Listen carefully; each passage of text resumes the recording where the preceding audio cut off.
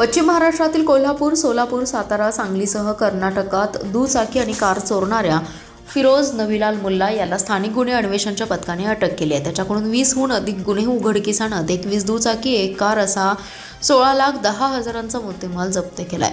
जुळेवाडी येथील फिरोज मुल्ला याने 3 ते 4 महिन्यापासून दुचाकी चोरण्याचा सपाटाच लावला होता।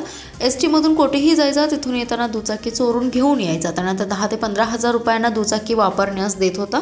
कोल्हापूर, सोलापूर, सातारा, सांगलीसह कर्नाटकातील विजयपूर येथून त्याने दुचाकी चोरल्या होत्या, तरीही तो पोलिसांना सापडत नव्हता। स्थानिक गुन्हे अन्वेषण पथकाला फिरोज मुल्ला याने काही दुचाकी चोरल्या असल्याची माहिती मिळाली। तो 5वा मैल येथे दुचाकीवरून येणार असल्याची माहिती मिळाली। त्यावरून पथकाने सापळा रचला। काही वेळाने तो आल्यानंतर संशयावरून त्याला ताब्यात घेतलं। त्याची झडती घेतली असता चाव्यांचा जुडगा आढळला। चाव्याबाबत विचारणा करून त्याच्याकडे असलेल्या दुचाकीबाबत चौकशी केली। कसून चौकशी केल्यानंतर त्याने कुपवाड MIDC येथून दुचाकी चोरल्याची कबुली दिली। तसेच गेल्या 4 महिन्यात गांधीनगर रेल्वे स्थानक, मलकापूर, कराड, कुपवाड, मिरज, कासेगाव, पंढरपूर तसेच कर्नाटकातील विजयपूर येथून दुचाकी चोरल्याचं सांगितलं। पोलीस पथकाने त्याच्याकडून 21 दुचाकी आणि एक मोटार असा 16,10,000 रुपयांचा मुद्देमाल जप्त केलाय।